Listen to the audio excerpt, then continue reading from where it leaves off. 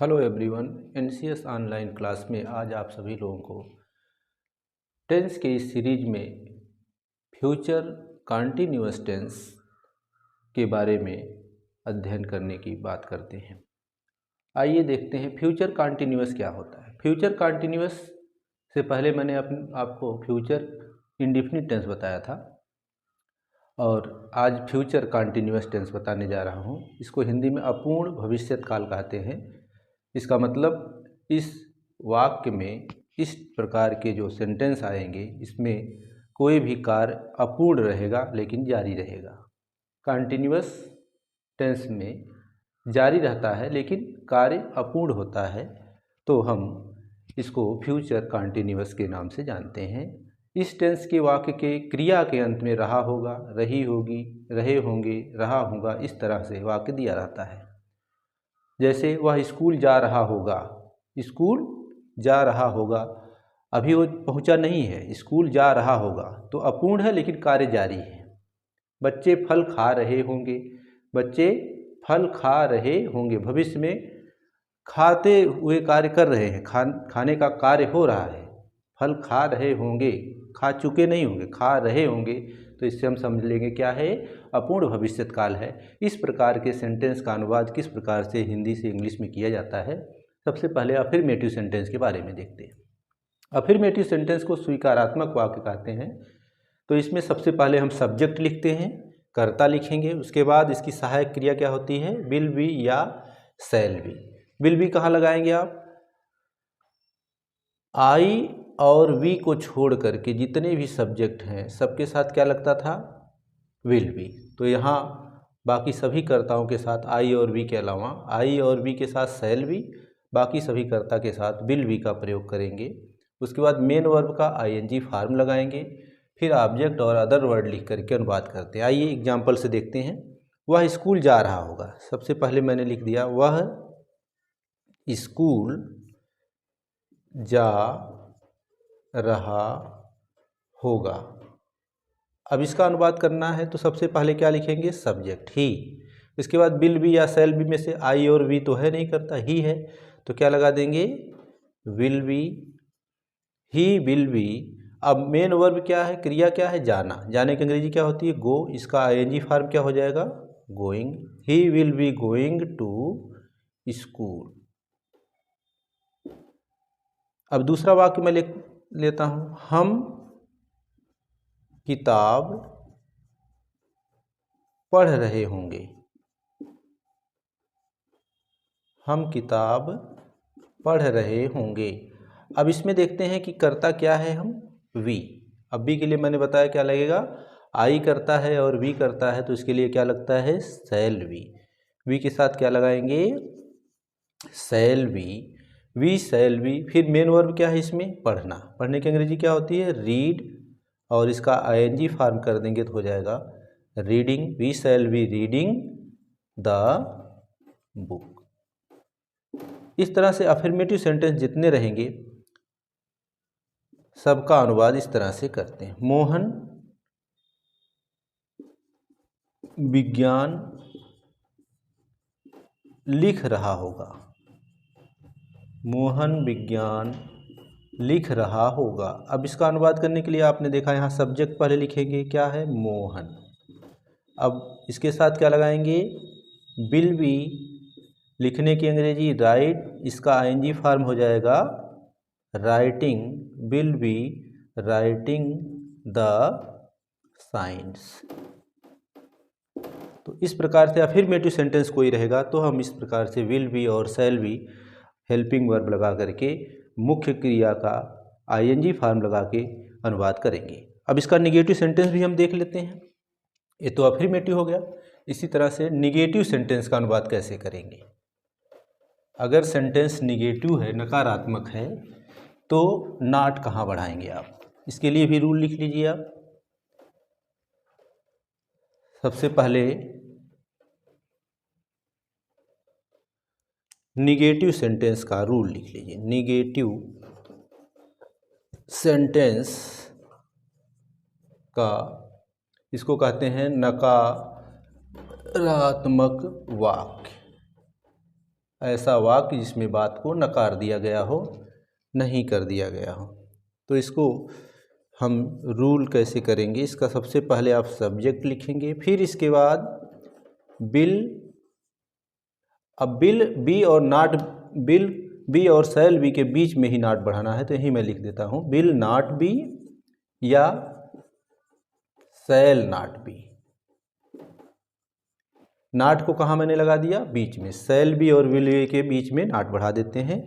उसके बाद main verb का आईएनजी फॉर्म लगेगा, आईएनजी फॉर्म, और फिर इसके बाद ऑब्जेक्ट, और फिर अदर वर्ड लिख करके अनुवाद करते हैं। एग्जाम्पल से देख लेते हैं। जैसे वह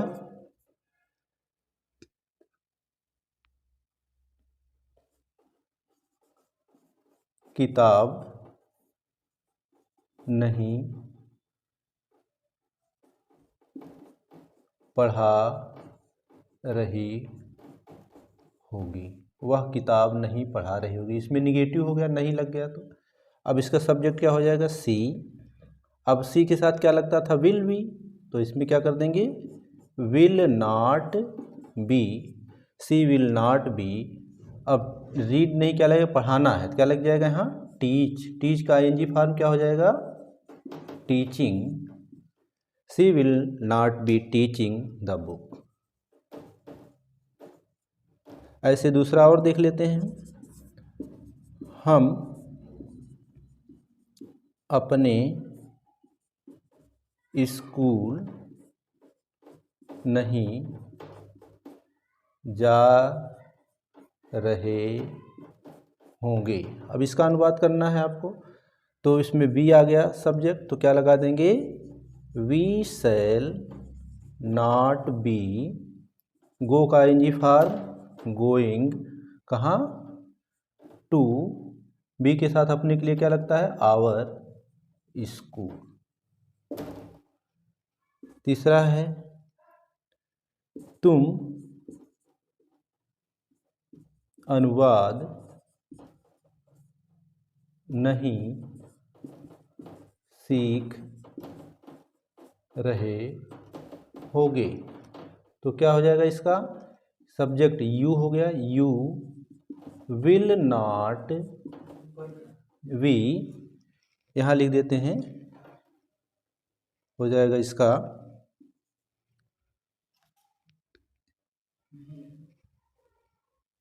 इसको ऊपर लिख देते हैं, देख यहाँ मिटा के इसको ऊपर लिख देते हैं।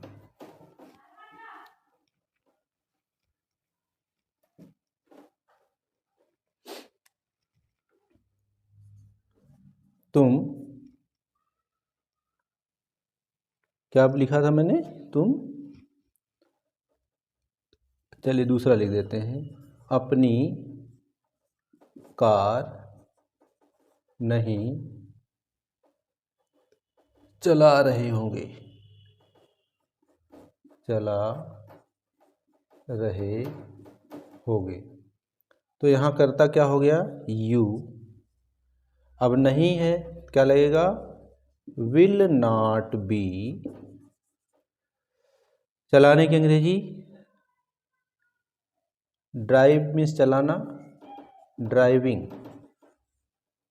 कौन सी चीज़, अपनी कार, तो क्या हो जाएगा, यू के साथ अपने के लिए क्या लगता है, योर कार।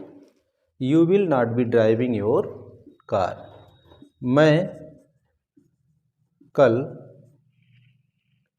बाजार नहीं जा रहा हूँगा, तो क्या लगेगा, इसमें आई के साथ क्या लगता था, शैल, तो यहाँ हो जाएगा shall not be, I shall not be going to market, यहाँ क्या लगेगा, टुमारो, क्योंकि भविष्य में क्या लगता है, भविष्य काल में, फ्यूचर में कल के लिए क्या लगेगा, टुमारो। आने वाले कल की बात हो रही है तो क्या लगेगा, टुमारो, यस्टरडे नहीं लगेगा। तो इस तरह से आप इसको फ्यूचर कंटिन्यूअस टेंस का सेंटेंस कुछ मैंने बताया, इस तरह से 2-4 सेंटेंस मैं लिख भी दे रहा हूँ, इसका अभ्यास करके आप सीख सकते हैं। और आगे वाले वीडियो में इसके बाद फ्यूचर कंटिन्यूअस का इंट्रोगेटिव सेंटेंस, छोटा छोटा वीडियो इसलिए बनाया जा रहा है कि आपको थोड़ा पढ़ने में आसानी हो और बड़ा वीडियो भी ना हो। तो इसका करेंगे आप एग्जाम्पल में, तुम भूगोल पढ़ रहे होंगे, वे निबंध लिख रहे होंगे, राधा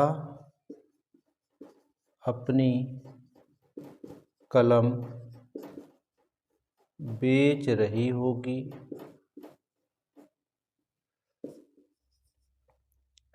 हम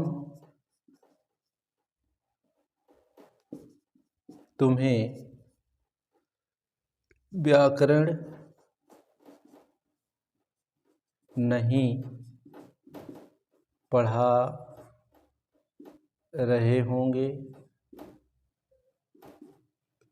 नहीं पढ़ा रहे होंगे।